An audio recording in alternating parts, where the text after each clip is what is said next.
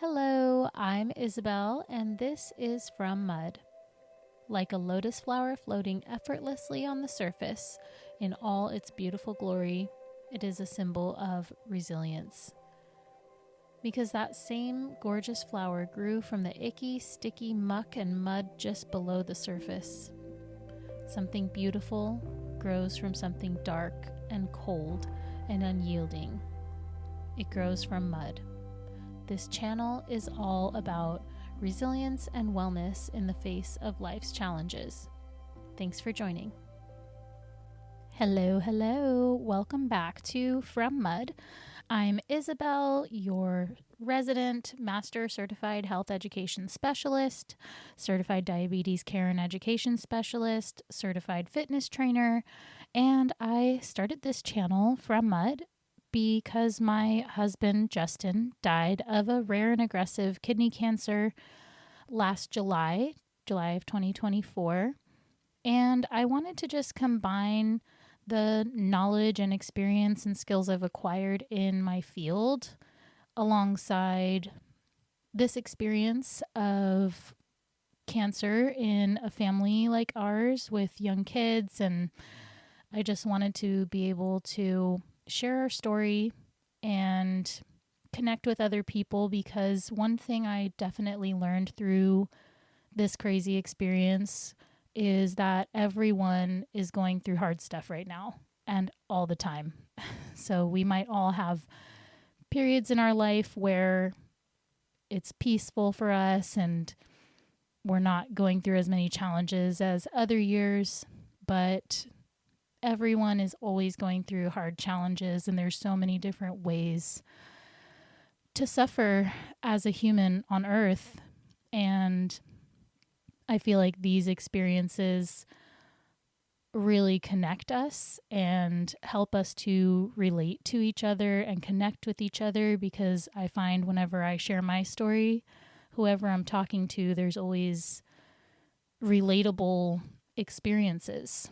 So I really wanted to just take this opportunity and try to combine those things, my knowledge of taking care of ourselves and how to do that when life gets really hard. So if you've been following along, first of all, thank you. I appreciate all of you who are supporting me right now in this venture.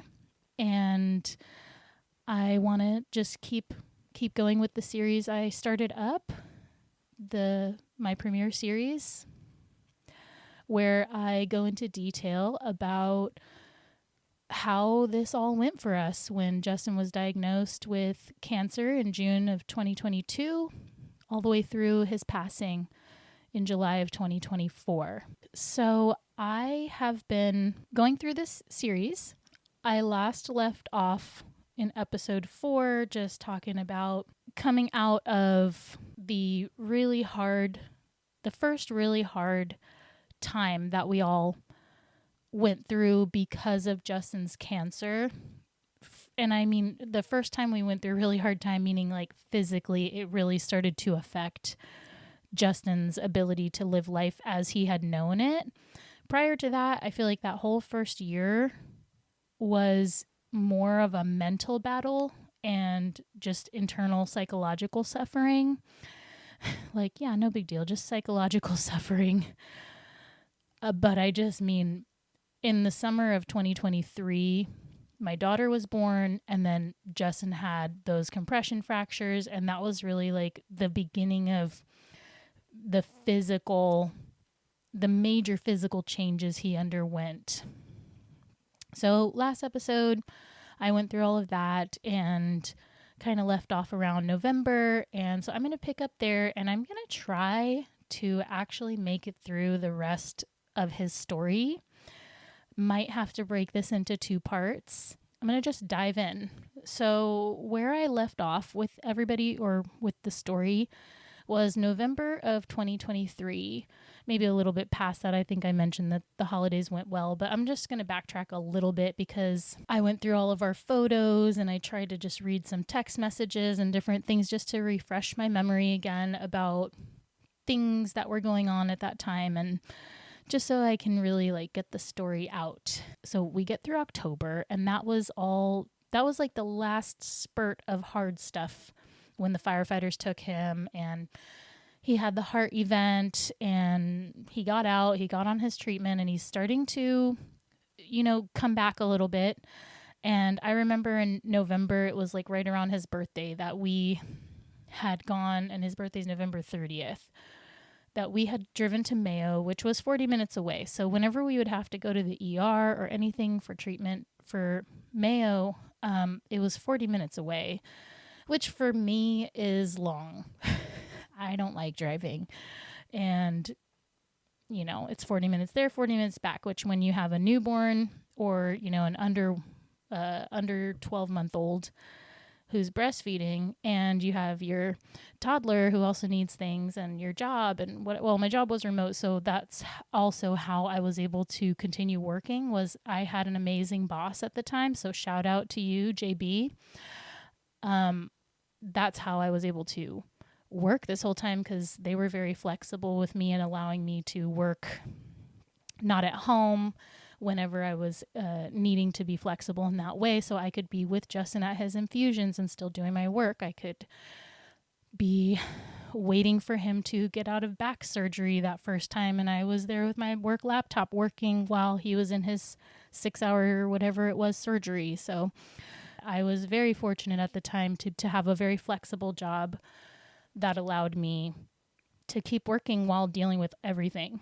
So I just have this very vivid memory of us going to his scans and us just talking and kind of going through what had just happened. Like, wow, look how much better you are now. You're craving foods, you're eating, you're filling out, you're moving more, you seem to have more energy. We were just having these conversations in the car, and Justin was reluctantly agreeing or hesitantly agreeing with me, because he just was never one to be full positive. So I could tell he was feeling like we should have some good results because of how he's feeling. Whereas all the other scans we had, he'd always be like on the fence, and he would be scared to be hopeful. And I was always hopeful, because I just can't help myself but to be hopeful. And also, if there's like an unknown situation, I just tend to think, well, I don't know which way it's going to go, so I might as well just put the positive and the hopefulness in my mind and visualize that outcome. That's just how I roll. And so, but yeah, I remember we were on the road, we were just talking, and I could tell like in his way, he was feeling positive. And it felt like our whole journey, it just felt like we never got a good break. Like we never got a break. We never got what we were hoping for, which was like a moment where every time where we could have something positive news-wise, we wouldn't get it. Like when we first found out that he was bleeding blood, then it was like when he bled bloody urine when we were coming back from Florida. He was like, it's cancer. And I was like, shut up, it's not cancer. And it turned out to be cancer. Then it was like, okay, it's cancer. But then one person was like, but it looks like the doctor, that urologist was like, oh, but it looks like it could be fine. It looks like it's isolated and should be easy to treat. You're young and healthy, blah, blah, blah. So we're like, okay, cool. Well, hopefully that's what they're going to say, and that it's not the bad cancer, and maybe it's not even cancer. Maybe it's just a benign mass that needs to be, taken out. And then of course, boom, you get hit, and it's not only, and I did want to say this because I had said something in the first episode about it's not the cancer you want, implying that there's cancer that you do want. There is no cancer that you want. I just want to correct that. Even if you get stage 1 cancer or any kind of cancer that is even a more common cancer and has a lot of treatment options and a high survival rate, nobody wants cancer, no matter what kind of cancer you are given or are threatened with. I just kind of said that because that was more Justin's mentality at the time. It was like, well, if I'm going to have something, I'd rather have a less something. So it was kind of like that's where his mind was. It kind of, you go into not comparison, but perspective. It's all about perspective, right? When you have no cancer on the table, you're like, I don't want any cancer. Then if cancer's on the table, you're like, okay, well, I'd rather have the one that has higher survival ratings, I guess, and more treatment options. Whereas, of course, he was doled out the one that is very minimally survivable and has very minimal treatment options. So again, like, boom, we get hit by another, like, I described it as like when you're swimming in the ocean and you stand up and you get hit by a wave that your eyes were closed, you didn't see it, boom, you get hit by a wave, and then you stand up again trying to catch your breath, boom, you get hit again. Oh my goodness, okay, you try to stand up a different way, boom, you get hit again. Like, that's kind of how it felt. The hits just kept coming, and it felt like, okay, we have this really not good cancer, but the doctor says he knows someone who survived 18 years. Maybe that'll be us. And then we'll do this infusions. And that's like a revolutionary treatment option that's pretty new for kidney cancer. And maybe Justin will be that miraculous case that just like takes to it and it just works right away. And then boom, it doesn't work. It's not working very well. So now we already have to jump to treatment option number 2. And it's like, the sooner we go to the next treatment option, the less time we have for those treatment options to be able to work. Most likely, most of them have an expiration date for each individual patient that is unknown. So then, boom, we get hit by. He's not responding to the infusions the way that the doctor had hoped. So now we have to throw this other one in with more side effects and more scary stuff. And now we were hoping to be on those infusions for like 2 to 5 years before having to start that next treatment option. And of course, so that's a hit. And then, you know what I mean? So like, it just felt like we weren't catching any breaks until this point. So November 2023, right after all those crazy health issues that he experienced, I feel like we finally kind of got that break we were waiting for. It's just that it came about, 6 months, 7 months before he actually passed, which we didn't know, of course, at the time. I thought he was going to have more time on that medication, and I thought he would get to that third option, but it just didn't happen like that. But it was around after all that in the summer when I really kind of got my feet wet on how it is to keep the ship running by myself. That really caused me to start thinking, like, what if he's not going to pull out of this? What if this is kind of leading to the end? What if he doesn't make it to the holidays? What if he dies this year? But once he started kind of coming out of it, and we were, we drove to that appointment, and he was feeling so positive. Like, I could just tell he was feeling positive. We were jamming out to Selena. Like, he was a big Selena fan. He was a big Divas fan. Anyone who had an amazing, miraculous voice, he was into. And Selena was like one of his people he loved, one of his artists that he knew all the songs. And like, I just remember it was like such positive vibes. We were coming back feeling so good about it. But, he was also apprehensive. And I think at that point I was probably like, well, let's just see, seems like signs are good.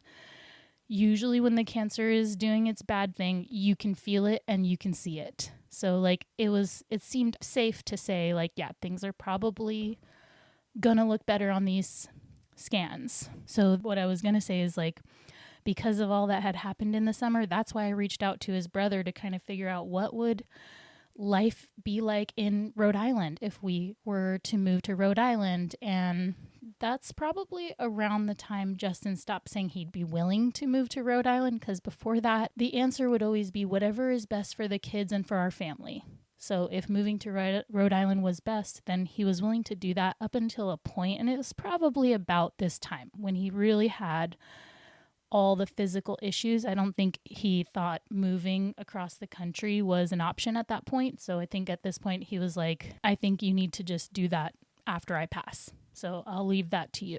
That's kind of where we landed. And I think I never really brought it up after that, because he's not going to move with us. So it's just something that I will deal with once he's moved on to whatever is next, to the great beyond.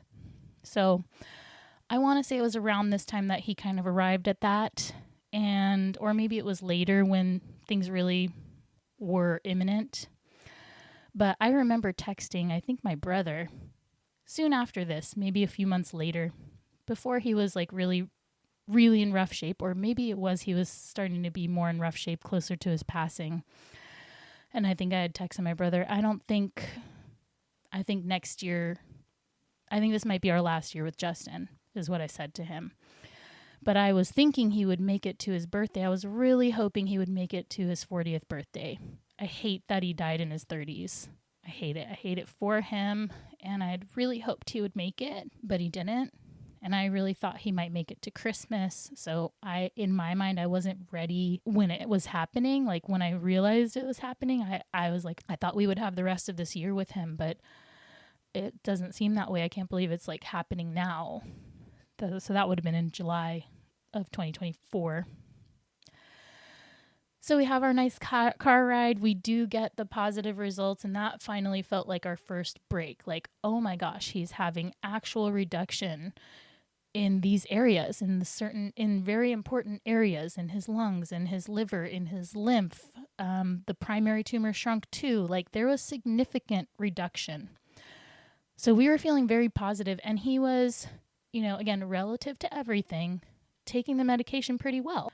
So yeah, December rolls around, we get those positive scans. So I think we're just kind of like, we can enjoy the holiday season more because we have this positive wave we're on.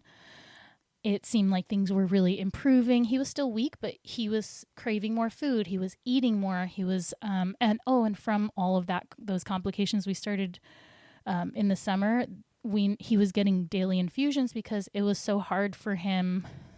Not infusions, daily hydration infusions, not medication infusions. At this point, I believe that was when he stopped the infusions after that whole thing in the summer. But in the hospital, he was so dehydrated. Oh, and he was anemic. Like that was another battle. Like once he started struggling with anemia, he struggled the rest of the time. And that caused such severe fatigue and exhaustion. And I remember watching my mom go through the same thing. And so he would get these hydration infusions at home. So once that whole hospital thing happened, that whole back compression fractures and the heart issues and everything, we started having a whole different setup at home. We had it was like one of those little trays, push carts, like a small one, where it's like 3 little tiers, and maybe people would do like a diaper change or like a nursing setup for their kids, or like I put my first aid stuff. So we kind of set up his whole area of like all his first aid things, like the vomit bags, the various medications, not the ones that need to be stored like more securely, but like Miralax and just regular pain and medications like Tylenol, which oddly enough, he had access to all the pain medications you could imagine. Sometimes he would have such severe pain and he would think he needs to take that big pain med like Dilaudid or the Vicodin, whatever, all those ones. And it would be Tylenol that would like do the job better.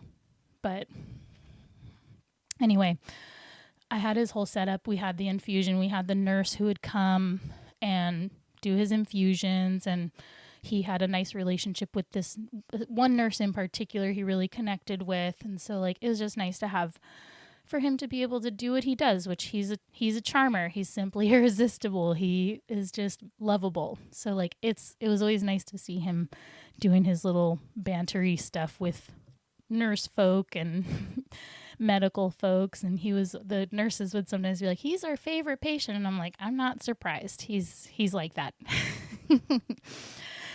So yeah, at this point, like we're feeling pretty positive. We're feeling like things are looking good. We don't know how long we're going to have this for, but I was hopeful that I think this is the med that they were like, you could get possibly 2 years out of this medication if all goes well. So I'm in that mindset. I'm like, we're going to get, more time with him. This is good. He's feeling more positive. He's doing more things, and we just kind of stepped into these next few months, December, January, February, March, April, and some of May, the next 6 months, we just, I feel like we just took this and we kind of ran with it, and we tried to do as much as Justin was up to and able to do. So I'm just going to I wrote down a list of the things that we did during this time, because I don't want to keep this series going on any longer than I have to, or that makes sense, because this series is very intense. I'm sure everyone who's listening is aware of that. This particular series that I'm sharing right now is sometimes hard to hear and to hold space for, and I don't want to drag it on. So I want to just go through this list of stuff just to give you an idea of what we were doing during this good time, this, kind of break. And I always want to throw this out there that it wasn't pure. It wasn't a pure good time, because again, Justin is still wearing pain patches, multiple high doses of them. So he's in major pain every day. It's just well managed because of palliative care, but he's battling all the same stuff. It's just not to the degree of when the med stops working. Later on the med, there's I'll go into that. I'm hoping I can cover his final time, but I might have to make it a part 2 or something like that. But anyway, so he's still battling all the same stuff, but he is feeling better because the med is working. So as long as the med is working and bringing that cancer back a little bit, keeping it under control, he's not going to be experiencing all that stuff. You have to imagine this cancer is growing in the middle of your whole trunk. It is just, imagine, like you're in the inside of somebody's body and they're like in the middle where their spine is, and someone just takes like a magical being takes a handful of paint and splatters it against the back wall of your abdomen. That's what all the cancer lymph is like. It's just spread out everywhere, all these bits everywhere. So when it grows and expands, it's going to push on all that stuff, right? It's going to push on your GI tract, going to make you sick, going to make you experience all those GI issues. It's going to push on your back and your spine and cause pain and compression fractures. So when it's being controlled and it's diminishing a little bit even, you're not going to have those same physical pressures on those parts of your body. So, okay. So December is here. We go tree picking as a family, and I remember his mom had gotten us this like a fake tree. I forget a reusable, like a fake tree, fake Christmas tree from a yard sale for like $20. And I remember she was like, "Oh, why aren't you guys using the tree I found at the yard sale? Why are you buying a new tree?"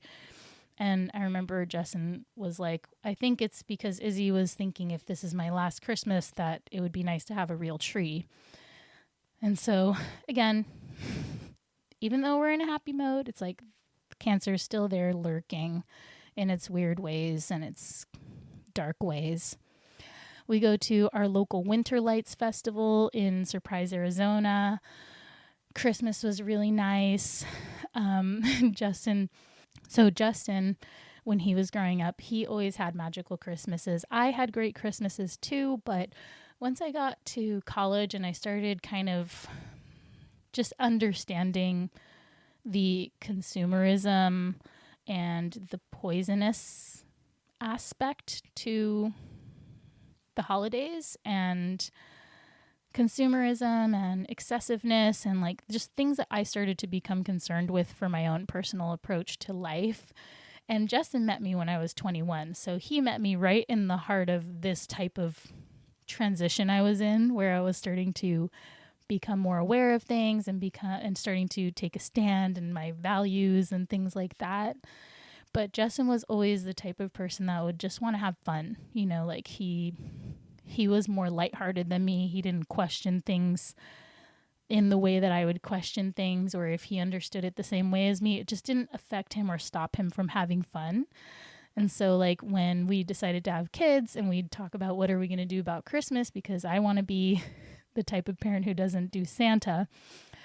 And that's how I would approach it if I was by myself. And he was like, hell no, we're definitely doing Santa. So he was always a Santa person and always just like the magic of Christmas. And like he wanted that fun for our kids, for his kids. You know, he always pictured that. And so I remember for Christmas, it was just nice because he was well enough to participate in a lot of stuff. Whereas for such a while, from July through end of October, he was not well and he was not able to participate in anything. No fun stuff, no helping me with doctor's appointments or when the kids would need vaccinations. Like I was learning how to do all those things by myself.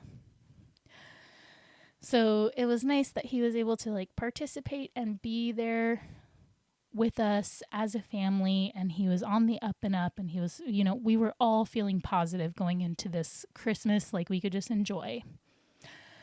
And one thing I did get him, and it's a heartbreaker. But again, I remember I was just thinking, like, after all we've been through and like, we don't know what time we have left. Of course, nobody does. But when you're given a prognosis, it's we don't know our time. The prognosis is like, you kind of have a general idea of your time. So it kind of puts that extra pressure on the situation. So yeah, so one of my most memorable gifts I think that I gave him at this point, and couple different things. For his birthday, I gave him a hoodie that said Dad, and it said both our kids' names on the sleeves and the years that they were born. And he wore that like every day. So like that was a good one. I did a good job because he was always cold. Once he started losing all his weight, he was cold all the time. So I got him a heating blanket, and he freaking loved that heating blanket. And now my son loves that heating blanket. He uses it all the time.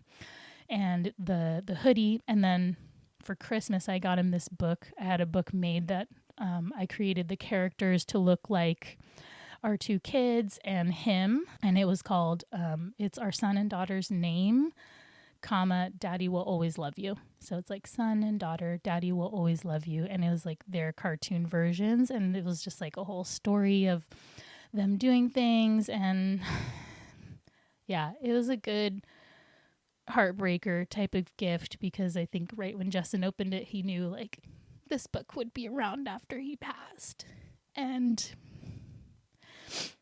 it would be one of the ways that the kids would remember him. So I'm really glad I did that book. I think I liked that I did it while he was still alive versus after he passed, because he was able to like read it and see it and know that I was going to use that to just keep his memory going. And like I told him that I would do that, and this book is just another way that I could do that, and that the kids would have more memories, more and more types of memories and memorials of him. So that was a good gift. I was proud of myself for that one. And I have him on video like looking at it, so I know like it made him emotional too. Okay.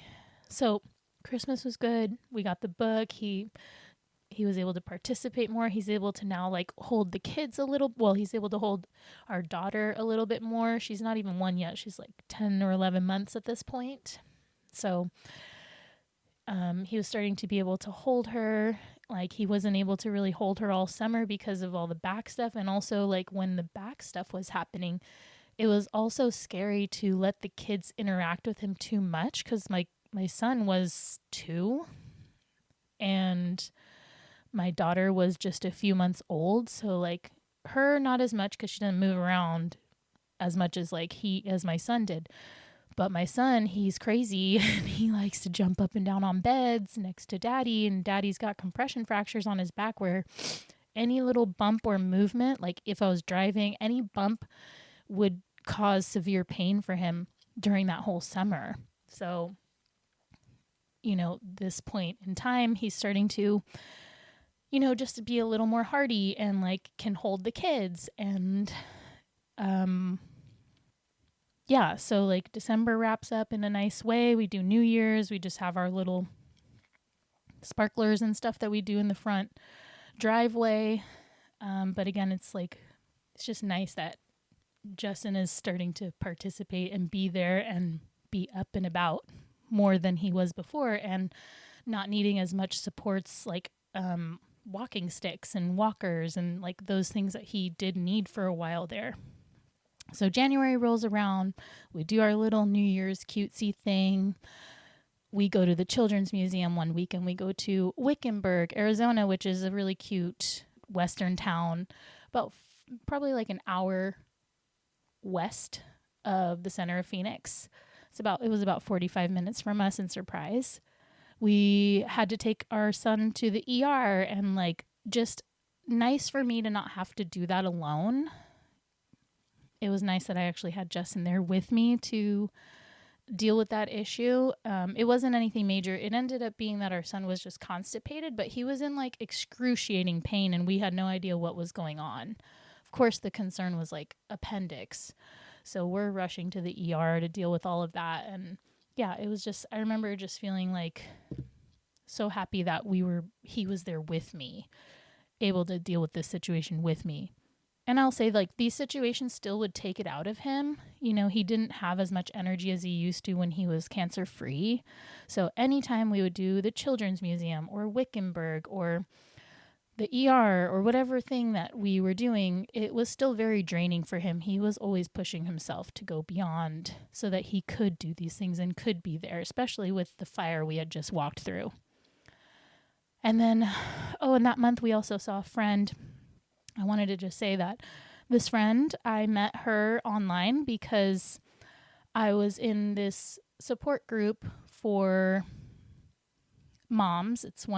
I'm in many mom groups on Facebook. I'm a big fan of support groups, and this particular group I was in, I really trust the people in there, like the types of posts and the way that they comment on posts and the information I get. So it's just a really good mom group that I'm in, and I went ahead and posted in the middle of the summer so I'm backtracking a little. I posted in there in the summer about my situation, like, here's my situation. My husband has stage 4 cancer. He's going through all of this stuff. I'm kind of thrust into single mom life. I want to hear from like single moms or anyone who's actually in this situation or been in this situation. If you have any wisdom to share on like how to handle the everyday challenges of just being like the only parent that can keep the ship running, like how are we doing baths for the kids at these 2 different ages and bedtimes, and like how are we cooking meals, and like how is everybody doing all the things. And I honestly got such a good amount of support from just that post. People went on and gave me so many just positive support, positive thoughts, prayers, all of those things. And then on top of it, there was a lot of people commenting about situations that weren't exactly my situation, but they did have a similar challenge to it, where the partner is not able to care for themselves. And as the wife or the spouse that is in good health, you take over and you are pulling all the weight. And like, it surprised me how many other situations are relatable. Maybe not the exact same thing, but like there was a person on there, if I remember correctly, where the husband had muscular sclerosis and was in a state of not functional, not being able to function much. There was another situation where someone's partner had broken their legs or their back or something, or their neck, and then they were out of commission for like a year. So like they did get their health back, but for that year, this wife had to keep the ship running. And then that's where I met my friend whose spouse recently was diagnosed right around the same time with a different type of cancer. And she had 3 young children, and we connected and we kept in touch and we kept checking on each other and talking through all of these different challenges, and our husbands had different cancers, but it was just a relatable situation. And so anyway, fast forward now back to where we're at in January. So January 2024, we're doing all that fun stuff. I meet up with her, my friend who I met online, and we met her husband. They happened to be visiting our area around that time. So we met up with them. So that was like, just kind of like a cool moment to let our husbands meet, so that, again, like, there's community there. Not that Justin would have been the one to like reach out and chit chat a lot, but just for them to be able to like meet each other and know like, hey, we're both in this shitty situation. So continuing on my list, February, it was our daughter's first birthday party, and Justin was so proud to have made it to her first birthday party. He was so happy. He got to see his baby girl turn 1. So he was super happy. That was really nice. It was just, again, we always had nice parties, like nice kid parties and turnouts, because we had, even though I moved from Arizona because I felt like I would have even more community up here in Portland, we did have a group of people that we, would do parties with and we would talk to. We just didn't see everybody that much outside of those things for the most part, because everybody is so busy. And I felt like everybody back there was lacking in help and community. Everybody else was already spread too thin. So like, that's part of why I felt like you just can't ask for that much help, because everybody needs help and everybody's spread thin. But we did have several groups. That we had a couple neighbors, and I had a couple friends who had similar age kids, and we would always be at each other's birthday parties and stuff. So like, we had a nice turnout. And again, it was just nice that Justin was on the up and up.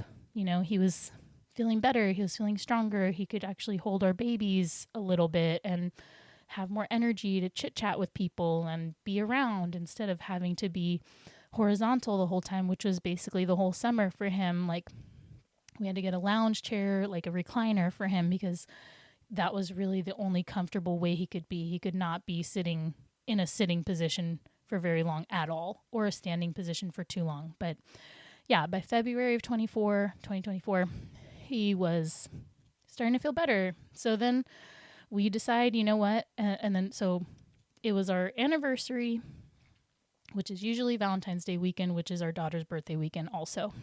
So yeah, so we got our anniversary in, which again, it was nice. We were able to like go out to a little meal, and of course I'm absorbing it like, what if this is our last? And it was our last anniversary. So I'm just glad we got to, have a little moment to ourselves and just cheers to us and our marriage and our partnership. And then baby girl's first birthday party. Then we decide, well, Justin's feeling really well, so maybe this is the time to go on an international trip. So we decide to go to Mexico.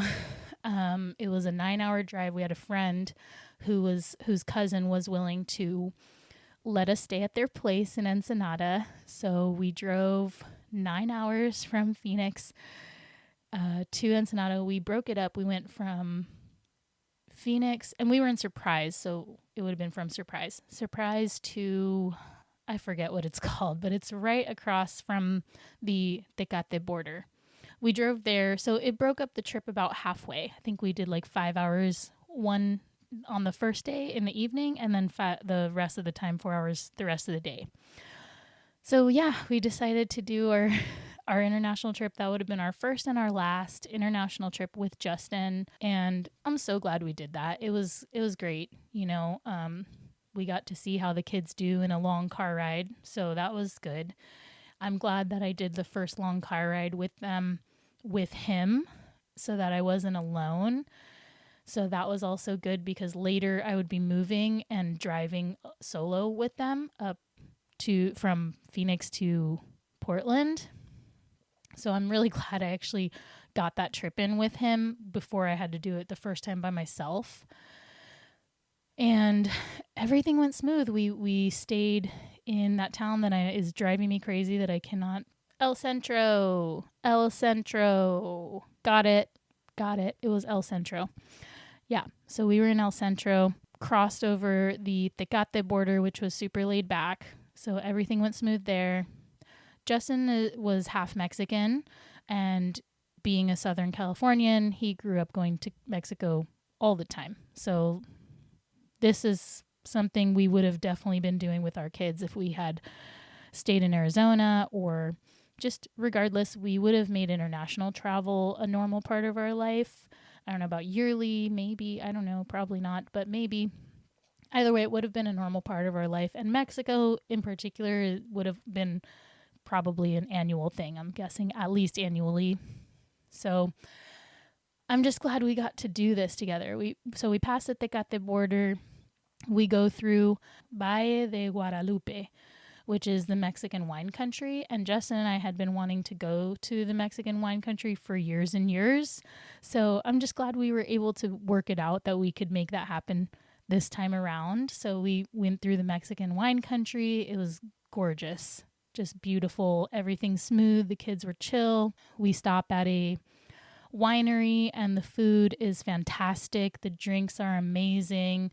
It was just so lovely. The grounds were wonderful. We were able to walk through some of the grounds and just like snap a lot of pictures and just go to the Bufadora and go to downtown Ensenada and just go to the beach where the hot springs are right on the beach and just have all of these like memories and eat good food and just be in the Mexican markets that are not like the tourist markets, like the local markets, which Justin was all about that. He hated overly popular tourist populated places, even though he loved cruises. Well, I wouldn't say he loved cruises, I'd say he liked cruises. But overall, Justin preferred travel where it was like do things that the locals do or go to the places that the locals go. That would have been Justin's preference. But we had a really nice time in Mexico. And I had mentioned right now that, you know, taking lots of photos and videos. And that was one thing that the social workers at Mayo Clinic, and maybe I'll do like a separate episode about kind of how I was preparing my kids for this at their ages and just some of the wisdom that was shared with me from the social workers or by the social workers at Mayo Clinic. But one thing I remember they mentioned was like take lots of photos and videos. You know, your kids are so little that they're probably not going to have a lot of memories with him, but those photos and videos will become their memories. So take lots of photos and videos. And I'm already the type of person who does that. So for me, it was like, okay, easy, but I probably bumped it up a bunch more. So we have so many special, beautiful photos from this trip, and it was perfect. It was laid back. I do remember that right before we were going to leave, Justin started having some GI issues from something we had eaten. And it was like, oh my God, are we going to have to leave right now tonight and leave because we don't want to be stuck here away from his medical facility and something go really wrong. So it was definitely a fear that night before we were supposed to leave. And I think he pulled through it and we were able to just leave, and he didn't have the continued issues that next day. So we got out of it, but it was just like, again, these things pop up and you don't know until, you know, now hindsight is 2020. So I can see the full picture of our story. So we go to Mexico. That was so important. I know that was so important to Justin. Justin would have wanted our kids to travel and to learn other cultures, especially a culture that is part of them. So they are 1/4 Mexican. So to be able to bring them back to the homeland and let them experience it, and with all of us together and traveling, it was beautiful. So glad we did that. I'm so glad we squeezed that in. Rest of the month and next month, it's like a lot of friend and family birthdays. And again, that like Justin could actually come to, because for a while there, it would have been just me doing things with the kids or taking them to their little events. So like it was just nice again that Justin was around and was able to participate. All right, March rolls around, March 2024. We get to go to the spring training games in Surprise because the Kansas City Royals and Texas Rangers, I think, have had like spring training facilities there.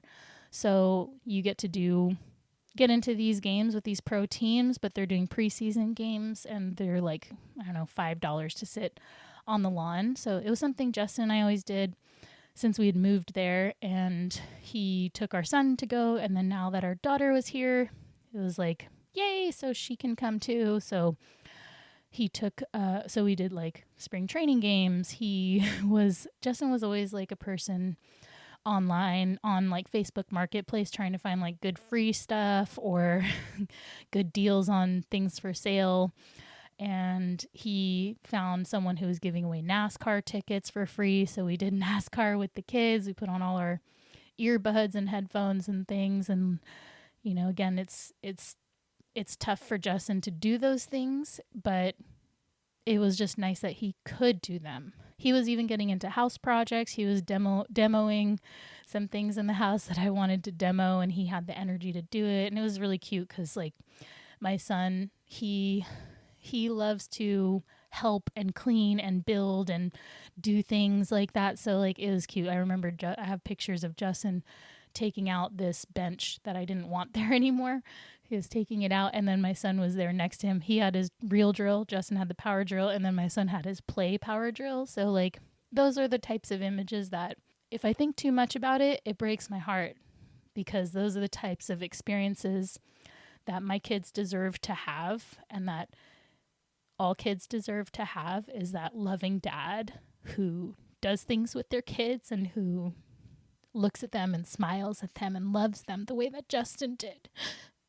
And the way that Justin would look at them and look at my son when he's sitting there with his power drill and he's just smiling and just happy, like soaking it up, because that's his dream, is just being this awesome dad. But I love that I have that picture, because again, like, these become their memories, and I want my kids to be able to see all the moments that their dad was just beaming at them and loving on them. I guess I'm just going to be on and off crying. So you'll all have to excuse me on that. I feel like I'm in a safe place here, and that you understand that I'm thinking about all these things now, like, for the first time in a while, and talking about these things. So of course things are going to come up, and it's going to be waves of me crying sometimes, and I do not apologize for crying. So if you have a problem with it, that sounds like a personal problem you should probably deal with, because we all cry, and crying is just as natural as laughing. So if you have more of a problem with crying than laughing, that should be something you explore. Because one of the ways that I cope with all my challenges in life, including grief and loss, is crying. I really do just cry, and then, you know, it passes. The feeling passes. The thoughts don't always go away, but the feelings usually come and go. So crying is definitely one of my major coping methods for all of life's hardships, including this.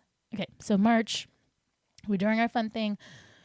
We do a family reunion, which was pretty cool. It wasn't officially a family reunion, but it was just a lot of Justin's family all managed to be able to get together. People from California, from other states, everyone together there in Scottsdale. And that was also really important. And I know for the family, I think everybody there was just happy to be able to see Justin and be with him. And, you know, that would have been their last time really seeing him, most of them. So that was really special. And meeting our daughter. So, like, it was really special. We all got to get together. I think that was the second time that some of them might have met her. Moving into April, and I guess, I don't know, this might just be like just a happy times episode. I don't know. I don't think I'm going to have time to really go into his eventual downfall. But we go into April, and I had actually applied to be the title was Associate Director of Health and Wellness for the organization I was working for. But there was no director, and there hadn't been for over 2 years. So really it was the director role, because the company expected you to do the role of associate director as well as the role of director. When you look at the job descriptions, they were put onto this role, but they didn't want to give me the director title in the end, even though I had requested it on my way out with no request for a raise. I just wanted the title because that was the work that I had done, and that was the work that my predecessor had done. But anyway, just to share that, like, this was when things got more complicated or more difficult for me as an employee because I was promoted and now I'm in a manager role, which I had never done any kind of management before. And it was actually a good time for me to dive into this just because Justin was feeling, well, better than he had been since the last summer. So he didn't need me as much for daily assistance, and I could focus on work. And Justin would have always been the type to support me and career growth. He was always a very practical minded person like that, especially when it came to like job and money and stability and stuff like that. So I think he was very proud of me for getting this role and like expanding in my career. And it was a good thing. It was very, very difficult because this company is a nonprofit. They paid me dirt prices to do this role, but I was able to function at that level of income at the time. And I took it as an opportunity to just like get my foot in the door for management and to learn some new skills so I started that up in April. That was crazy. Easter rolls around. We go and do our big Easter extravaganza in Surprise, and Justin isn't able to do the Easter egg hunt part with us. Oh, and I think, his brother came in with his kids, and then we had some friends who joined us too with their kids that my son was like best friends with him. Justin wasn't able to walk with everybody, but he came down the stairs after. Is a big stadium. He came down and joined us after. We got our pictures, him, me, and the kids. And again, that was our last Easter. Oh, my birthday is usually right around Easter, so my last birthday with him. And April and the rest of these months or the next bit of time, next few weeks, it's like we can finally go to the playground together, and him and me and the kids, and the library, and do the little library activities they would offer on the weekends, or he would come with me for school pickups and drop-offs with the kids. He was able to do it by himself before the first hard summer, but never since at that point after that. He wasn't able to do those pickups or drop-offs alone. So it would either be me, or I think sometimes his mom would be able to help with it. And his mom lived just like 10 minutes down the road from us. So she was around a lot. And I think Justin would sometimes have like hangout days with her, which I thought was nice. And, they could be together and hang out and have their own special time during this time of Justin on the up and up. But really, when you zoom out, he was feeling pretty good, but he was going to pass in the next 3 months.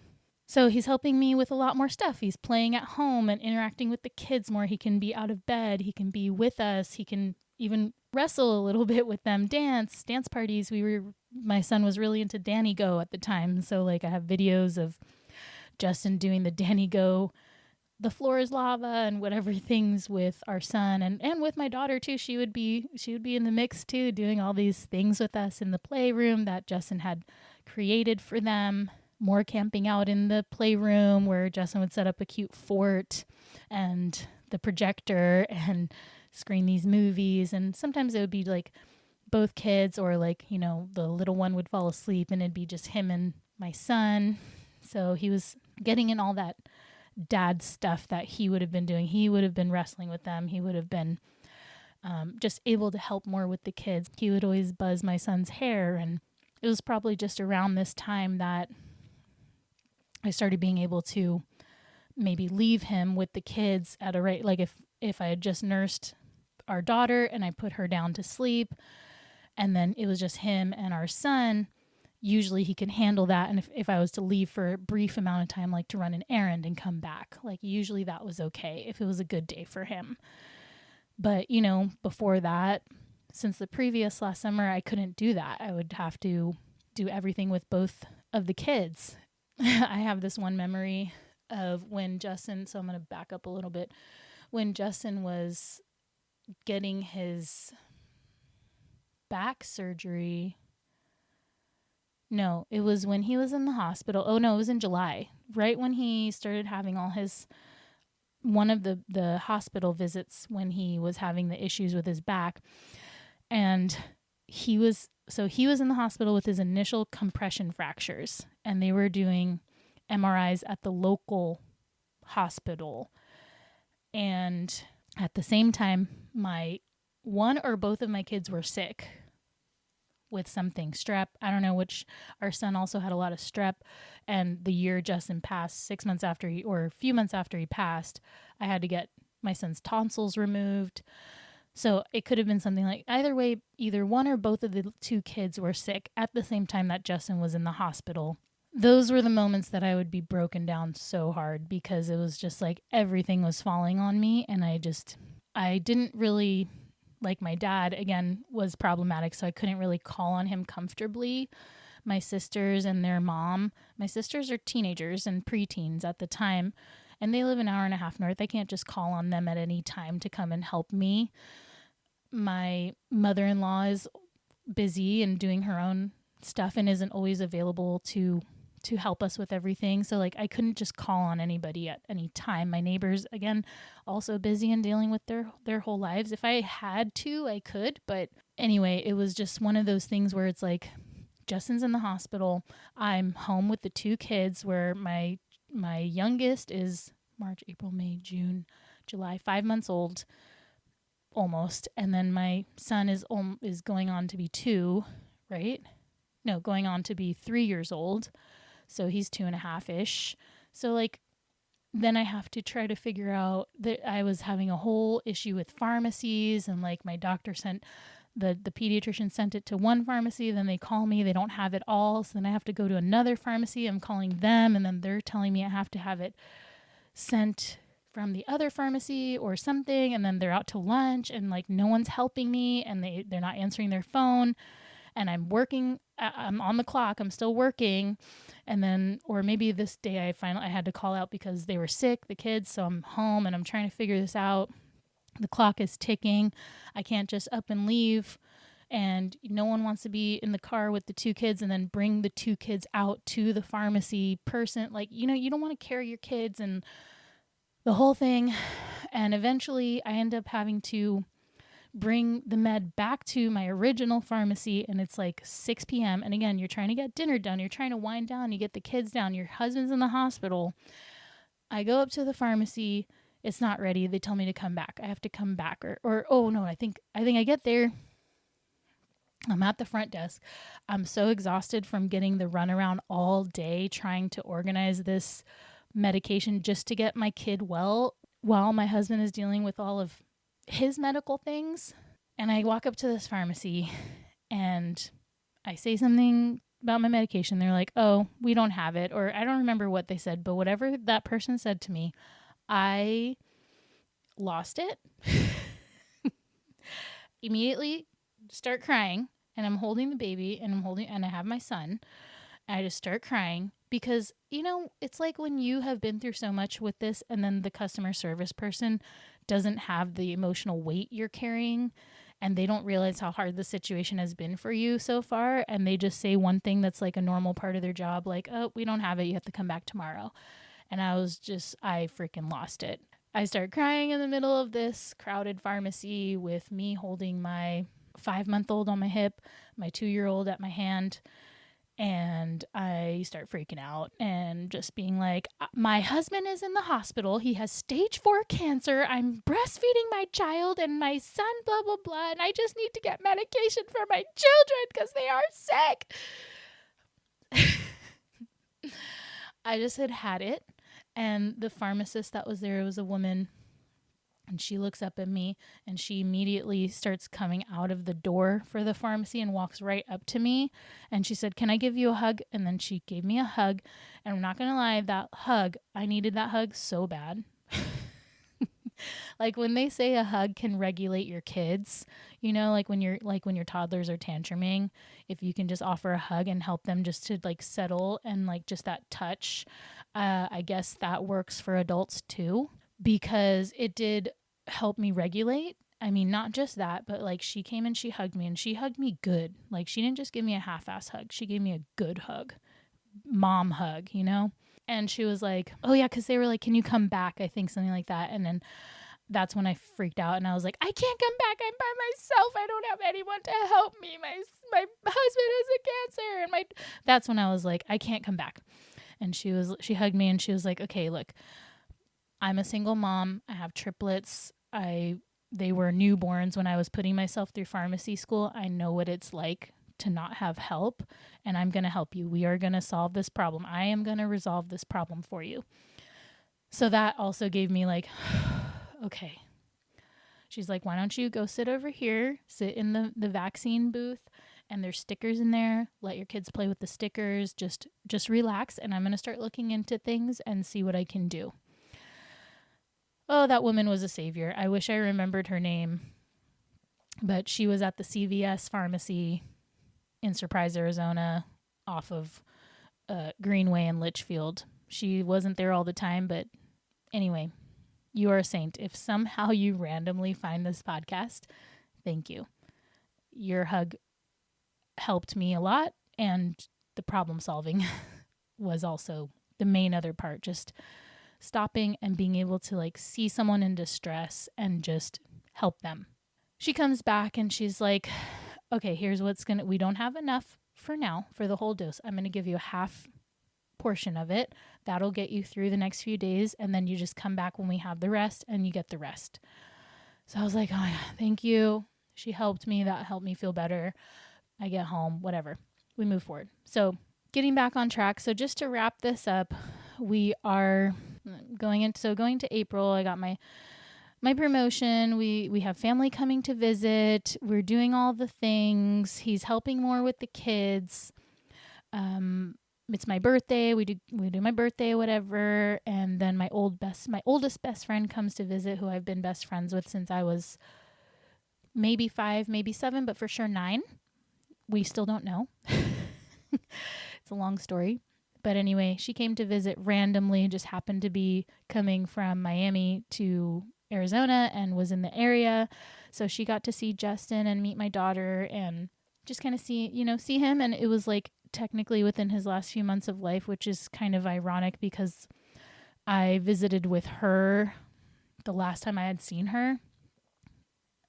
Very probably around the same time frame of her mom passing. I saw her mom, who also got a really rare and really crappy type of cancer and had a very short time to live from it. And I had seen her the last time I'd seen my friend. I saw her and her mom in her mom's last few months. So coincidental that it was kind of roles reversed in that moment.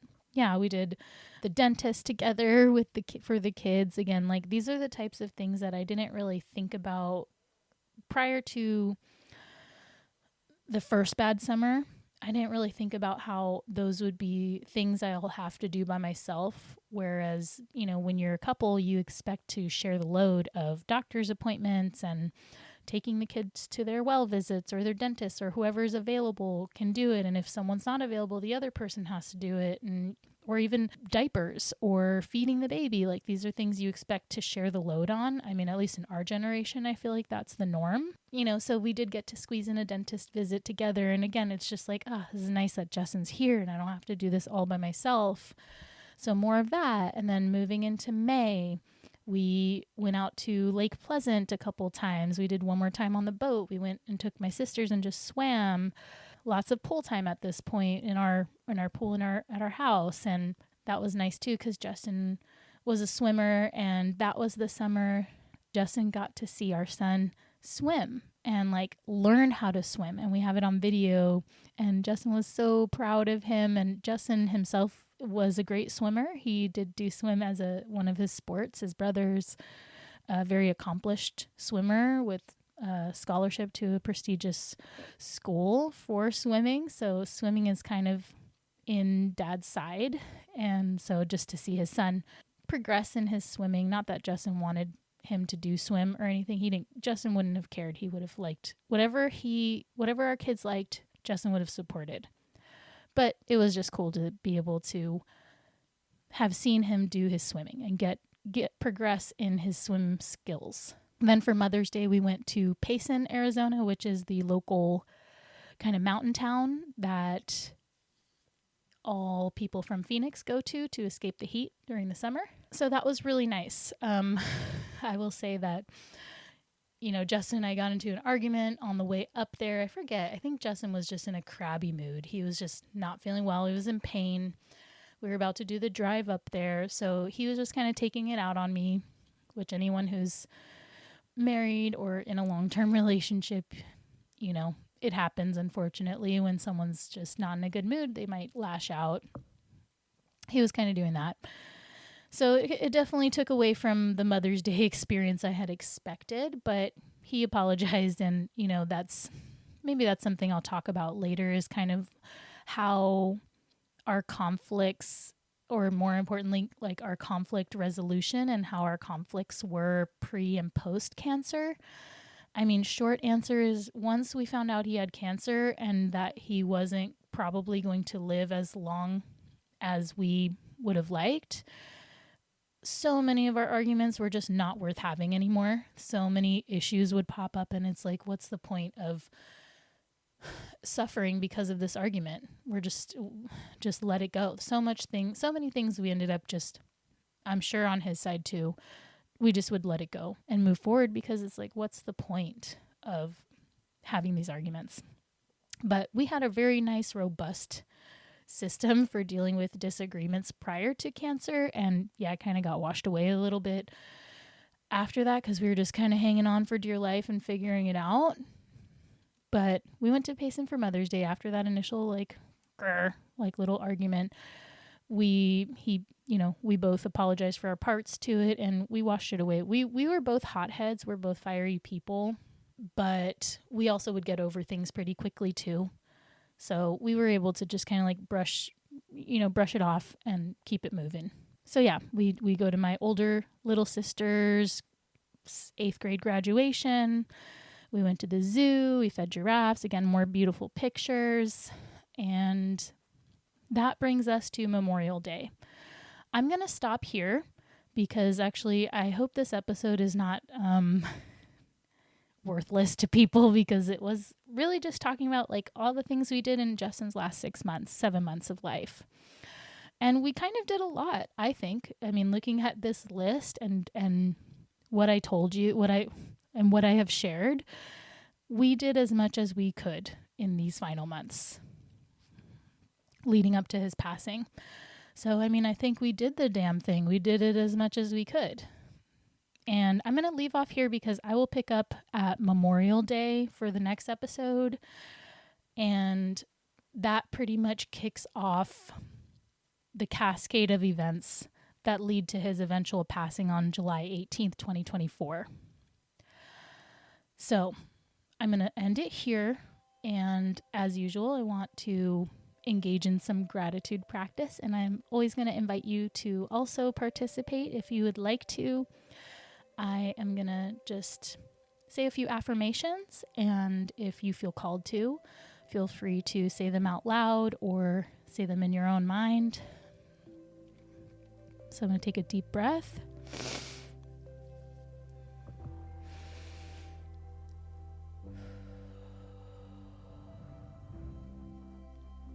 I am grateful.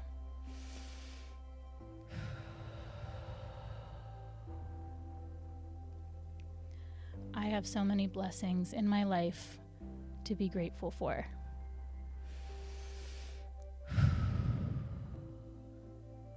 I am hopeful for a positive future, and I welcome in the blessings that are coming to me.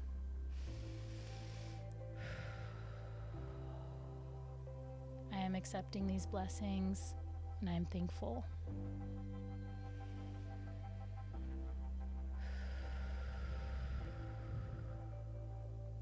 I have so many people around me who care about me and love me.